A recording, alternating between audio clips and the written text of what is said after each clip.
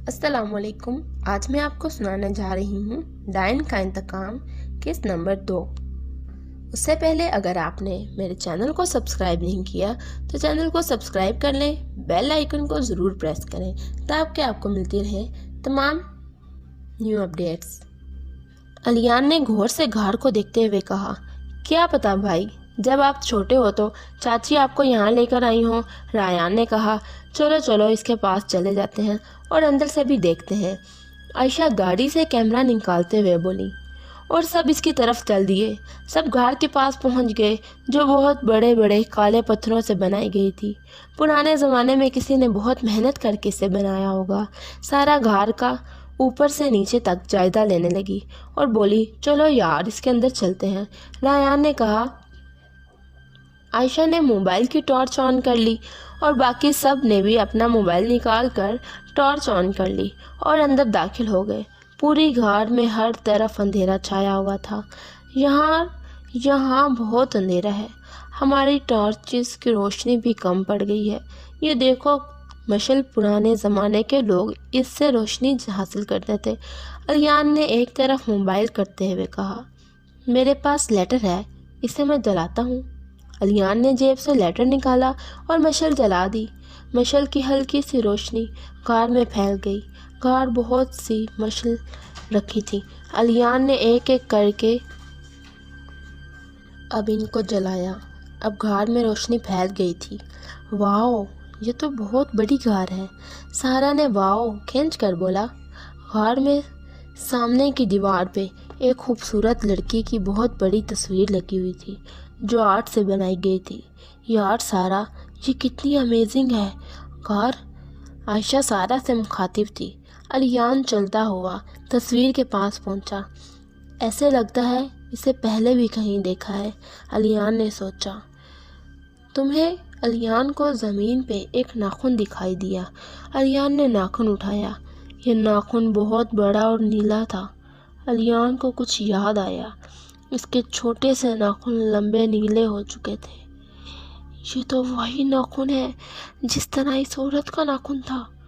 जब रोशनी नॉर्मल हुई तो हबीब और अनीस ने आंखें खोलकर देखी और किताब की तरफ देखा। किताब अब खुल चुकी थी। इसका पहला सफ़ा सामने था। राज-ए-डाइन, अनीस ने किताब को देखते हुए कहा। किताब एक बहुत कदीम ज़मान में लिखी गई थी, मगर अनीस और हबीब के लिए दुनिया की कोई ज़बान पढ़ना मुश्किल नहीं थी। अनीस और हबीब जल्दी से किताब के पास गए और इसे उठाकर बाहर ले आए और टेबल पर आकर रख दी। हबीब ने जल्दी से किताब का सफ़ा पलटा और अगला सफ़ा पढ़ना शुरू कर दिया। राज-ए-डाइन, इस किताब को इस दुनिया की सबसे पहली ताकतवर डाइन ततमाइन ने लिखा है। इस किताब में इस दुनिया की तमाम काली ताकतों के बारे में लिखा गया है, जैसा कि चिड़िया, चुड़ैल, डाइन, भूत, राक्षस, इन सब की कमज़ोरियाँ, ताकतें, इनको कैसे ख़त्म किया जा सकता है, सब कुछ। हबीब ने ये पढ़कर सफ़ा पलट दिया। पापा, यहाँ तो बहुत कुछ लिखा हुआ है। हमें तो ये पता करना है कि सुलेमानी किताबों के सिफात किस वजह से मिट चुके हैं और इनको ठीक कैसे किया जा सकता है। अनीस ने कहा, तुम ठीक कह रहे हो, मगर इस सफ़े तमाम चीज़ों के बारे में और इसके साथ सफ़ात नंबर्स दिए गए हैं। इस किताब में सुलेमानी किताबों का टाइटल ढूंढो। मैं तब तक सुलेमानी किताबें ले आता हूँ। हबीब जवाब देते हुए कमरे से निकल गया।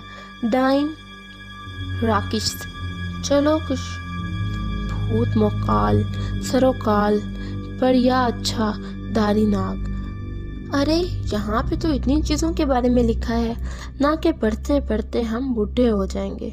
लगता है इस डाइन के पास भी कोई और काम नहीं था, अनीस ने कहा। अनीस वापस किताब में ढूंढने लगा। लो, मिल गया। 5-6 सफ़े पढ़ने के बाद इस सुलेमानी किताबों का टाइटल आखिर मिल ही गया। सफ़ा नंबर 5, 1102।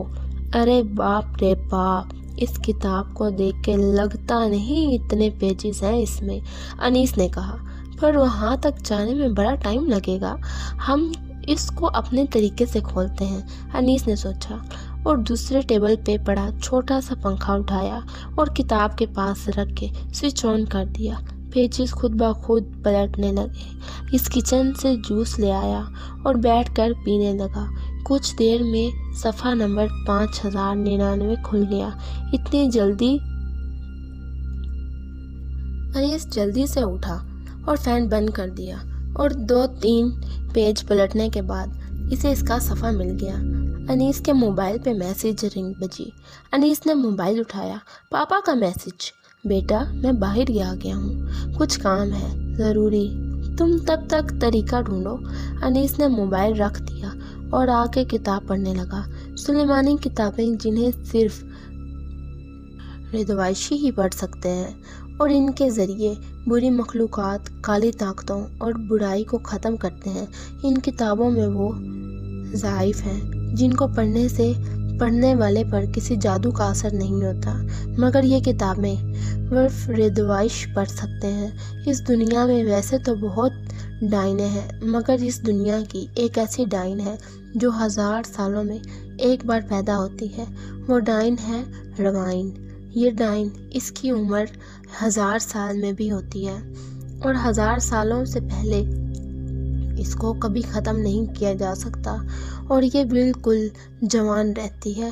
ہاں، البتہ روائن کو پتھر کا بنایا جا سکتا ہے۔ ڈائنوشی منتر پڑھ کر پانی میں ملا کر اس ڈائن پر پھینک دیا جائے تو وہ ایک لمحے کے لیے بے بس ہو جاتی ہے، اور اسی درمیان اگر اس کی چوٹی کو کاٹ دیا جائے تو اس کی ساری طاقتیں چلی جاتی ہیں، اور پھر اسے آگ لگا دیا جائے تو یہ ڈائن کچھ سالوں کے لیے پتھر کی بن جاتی ہے، مگر اس کے بعد یہ کتنی زیادہ بھیانک ہو جاتی ہے کوئی سوچ بھی نہیں سکتا۔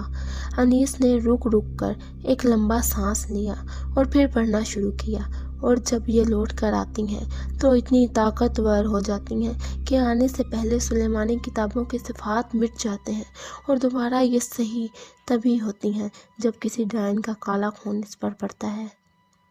ارے یہ بچوں کی گاڑی پیچھے کہیں نظر نہیں آ رہی، کہاں رہ گئے ہیں یہ لوگ؟ رفعت نے پریشان ہوتے ہوئے کہا۔ پورا روڈ سنسان تھا اور پیچھے کوئی گاڑی نظر نہیں آ رہی تھی۔ ارے بھابھی، آپ پریشان کیوں ہوتی ہیں؟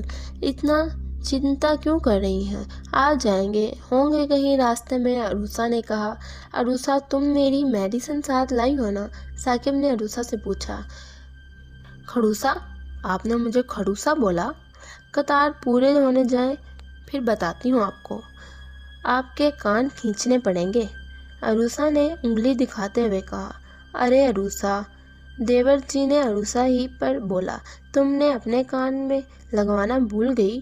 رفعت نے عروسہ کے کان میں انگلی مارتے ہوئے کہا۔ اوہ سوری بھابھی، میں لگانا بھول گئی، عروسہ نے کہا۔ عروسہ کے ایک کان میں تھوڑی پرابلم تھی، دیکھا میں نے، عروسہ ہی بولا۔ تم فضول میں ہی اتنا غصہ کرتی ہو، پہلے اپنا کان چیک کرا لیتی، ثاقب نے مسکراتے ہوئے طنزیہ کہا۔ آپ تو رہنے دیں، کیا پتا آپ نے میرے نہ سننے کا فائدہ اٹھایا ہو، عروسہ منہ بناتے ہوئے بولی۔ لو رفعت، آ گیا تمہارا لیان۔ انور نے گاڑی کے شیشے پیچھے کی طرف کرتے ہوئے پیچھے کی طرف آتی ہوئی گاڑی کو دیکھا۔ شکر ہے خدا کا، رفعت نے گہرا سانس لیتے ہوئے کہا۔ میں نہ جس سے پیار کروں نا، بالکل میرے ناول کے ہیرو جیسا ہوگا، وہ اپنی بڑی سی گاڑی میں آئے گا، حریم علینا سے کہہ رہی تھی۔ لو آ گئی، وہ اپنی گاڑی کا دروازہ کھولے گا اور بڑے ایٹیٹیوڈ سے باہر آئے گا۔ نکل آیا، وہ اپنے گھنے بالوں میں ہاتھ گھمائے گا۔ ہائے، گھما دیا، اس کی نیلی آنکھیں سب کو مدہوش کر دیں گی۔ مدہوش ہی تو کر دیا ہے، وہ ڈیشنگ سٹائل سے چلے گا، بالکل۔ ارے کیا بولے جا رہی ہو؟ تو علینا، میں کیا بتا رہی ہوں تمہیں، حریم نے علینا کو جھنجھوڑتے ہوئے کہا۔ وہ دیکھ، علینا نے حریم کے پیچھے سامنے حویلی کی طرف اشارہ کرتے ہوئے۔ حریم پیچھے مڑی تو حیران رہ گئی، سامنے الیان اور اس کی فیملی حویلی کی طرف جا رہی تھی۔ میرا ہیرو آ گیا، حریم کی نظریں الیان پر ہی ٹک گئیں۔ میرا بھی، علینا کی نظریں تو ریان پر ہی جم گئی تھیں۔ تم دونوں نہیں سدھرو گی، علینا اور حریم دونوں کے کان کھینچتے تھے۔ علینا اور حریم دونوں پیچھے مڑیں تو علینا کی امی ریحانہ تھیں۔ علینا اور حریم دونوں کے رنگ اڑ گئے۔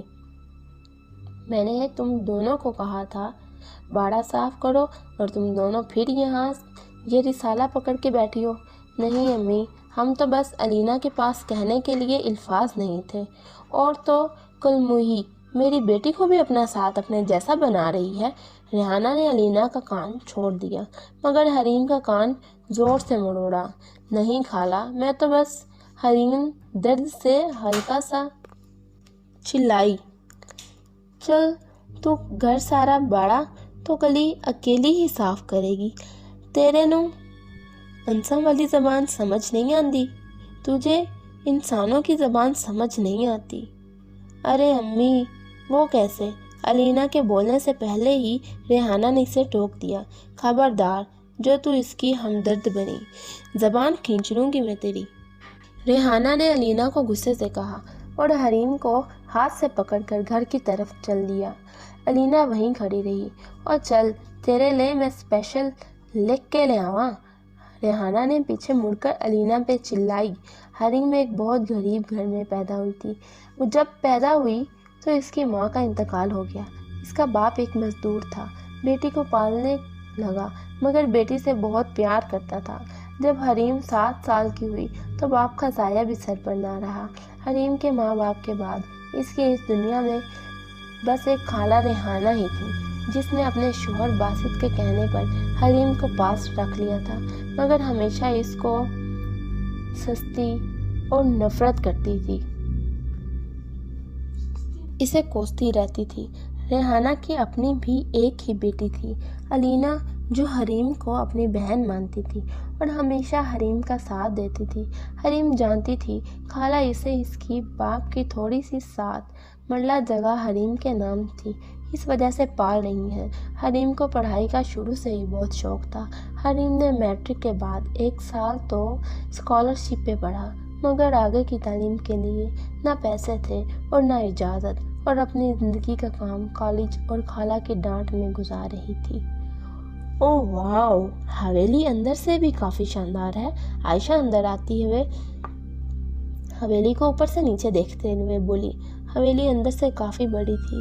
اندرونی ہال میں بہت بڑے بڑے صوفے رکھے ہوئے تھے، سامنے دونوں اور اوپر جانے کے لیے سیڑھیاں تھیں، ایک طرف بہت سی تصویریں تھیں۔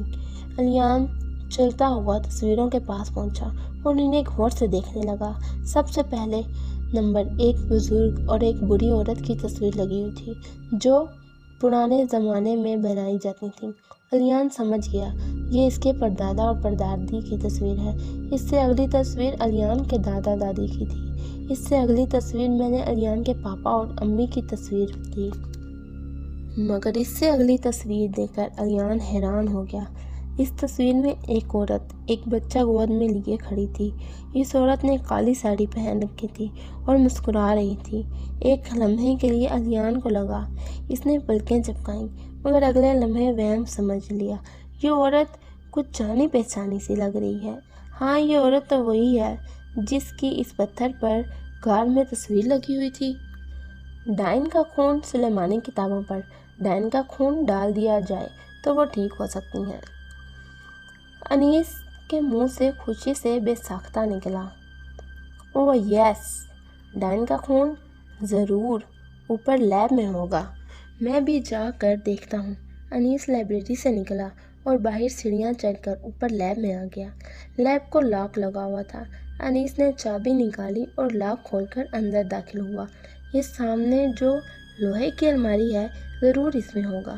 انیس جلدی سے الماری کے پاس گیا، اسے کھولا۔ الماری کے اندر بہت سی شیشیاں پڑی تھیں جن میں مختلف چیزوں کا خون تھا اور کیمیکلز تھے۔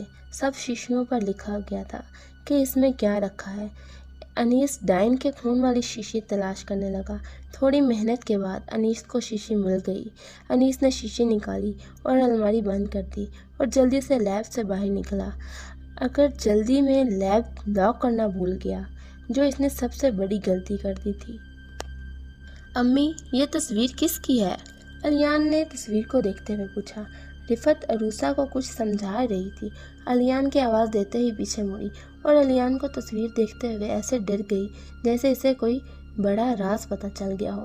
رفت اور عروسہ دونوں تیز تیز قدموں سے چلتی ہوئی الیان کی طرف آئیں۔ ارے یہ تصویر یہ یہاں کس نے لگا دی؟ ہمیں نہیں پتا یہ تصویر کس کی ہے، عروسہ جلدی جلدی بولی۔ مگر مطلب چاچی کہ آپ کو نہیں پتا کہ یہ تصویر میں نے پہلے بھی دیکھی ہے، جب ہم گاؤں آ رہے تھے راستے میں ایک گھاٹ جیسی چیز میں، الیان نے پوچھا۔ دراصل عروسہ کا مطلب ہے کہ ہم اتنے سالوں سے یہاں نہیں آئے تو کسی نے لگا دی ہوگی۔ جاؤ جا کر فریش ہو کے آؤ، آرام کرو، تھک گئے ہوگے، اسے میں ہٹوا دیتی ہوں، رفت نے کہا۔ جی امی، الیان کہتا ہوا چل دیا۔ بھابھی یہ تو ڈائن گھر تک بھی پہنچ گیا، مجھے تو ڈر لگ رہا ہے اسے کچھ پتہ نہ چل جائے، عروسہ ہاتھ گھماتے ہوئے بولی۔ کچھ نہیں ہوگا، پہلے اس ڈائن کی تصویر یہاں سے ہٹوا دو، رفت حقارت سے تصویر کو دیکھتے ہوئے بولی اور چل دی۔ آؤ ادھر آؤ، عروسہ نے ایک نوکر کو بلوایا جو کچن کی طرف جا رہا تھا۔ جی مالکن، وہ چلتا ہوا عروسہ کے پاس آیا اور ادب سے بولا۔ یہ اس کبوتری میرا مطلب لڑکی کی تصویر یہاں سے ہٹا دو، اور اس کی کوئی بھی تصویر اگر مجھے حویلی میں نظر آئی تو تمہاری نوکری ٹاٹا بائے بائے ہو جائے گی، سمجھ آنا، عروسہ حکم چلاتے ہوئے بولی۔ جی مالکن، آپ کو اس کی کوئی تصویر یہاں پر نظر نہیں آئے گی، اس نے کہہ کر تصویر اتار دی اور ایک طرف چل دیا۔ اف، یہ ڈائن بینا 21 سال پہلے چل بسی، مگر ابھی تک اس کا خوف نہیں گیا، دل کرتا ہے اس کو پتھر کو جا کر توڑ ہی دیتی ہوں، عروسہ نے کہا۔ کس کو توڑنے کا سوچ رہی ہیں آپ؟ ثاقب نے عروسہ کو پیچھے سے بازو میں سمیٹتے ہوئے شرارت سے پوچھا۔ عروسہ نے خود کو چھڑایا اور ثاقب کے سر پہ ہاتھ مارتے ہوئے بولی، آپ کے اس سر کو جس میں دماغ ہی نہیں ہے، عروسہ کہتے ہوئے چلی گئی۔ عجیب عورت ہے بھائی۔ انیس نیچے لائبریری میں آیا اور شیشی ایک میز پر رکھ کے دوسرے کمرے میں گیا اور سلیمانی کتابیں لے آیا۔ اب میں ان سب کو ٹھیک کرتا ہوں، انیس نے کہا اور 5 کتابیں کھول کر میز پر رکھ دیں۔ شیشی کھولی اور سبھی کتابوں پر ایک ایک خون کا قطرہ ڈالا۔ کچھ دیر میں ساتھی کتابوں پر آہستہ آہستہ حروف آنے لگے اور تھینکس، ٹھیک ہو گئی، پاپا کو میسج کر دیتا ہوں۔ انیس جیسے ہی موبائل اٹھانے لگا پیچھے مڑ کر دیکھا، ایسا لگا جیسے کسی نے اسے مضبوطی سے اس کا پیٹ جکڑ لیا ہو۔ انیس نے دیکھا تو وہ ڈائن کی چوٹی تھی۔ انیس کو زور سے پیچھے کھینچا۔ انیس کے سامنے ایک ڈائن کھڑی تھی جس نے اپنی چوٹی سے انیس کو جکڑ رکھا تھا۔ کون ہو تم؟ انیس کے حلق سے مشکل سے آواز نکلی۔ اندھے ہو، میں ایک ڈائن ہوں، ڈائن نے جواب دیا۔ یہ مصیبت اب کہاں سے آ گئی؟ انیس نے سوچا۔ انیس اس پہلے کہ کچھ بولتا، ڈائن نے اپنی چوٹی گھمائی اور انیس زور سے دیوار کے ساتھ جا لگا اور اس کی آنکھوں کے سامنے اندھیرا چھانے لگا۔ ارے کیا سوچ رہی ہو رفت؟ انور کمرے میں داخل ہوا تو رفت کھڑی پاس چاند کو دیکھ رہی تھی۔ سوچ رہی ہوں کہ جس کام کے لیے ہم یہاں آئے ہیں اس کو جلدی سے نمٹا کر یہاں سے چلتے ہیں، رفت نے اس طرح چاند کو دیکھتے ہوئے جواب دیا۔ اچھا، اس بات کو 21 سال گزر گئے پھر بھی ابھی تک ڈر لگتا ہے؟ انور رفت کے ساتھ آ کے کھڑا ہو گیا۔ کیا کروں انور جی، وہ منظر تھا ہی اتنا بھیانک، آج بھی سوچتی ہوں تو آنکھوں کے سامنے آنے لگتا ہے۔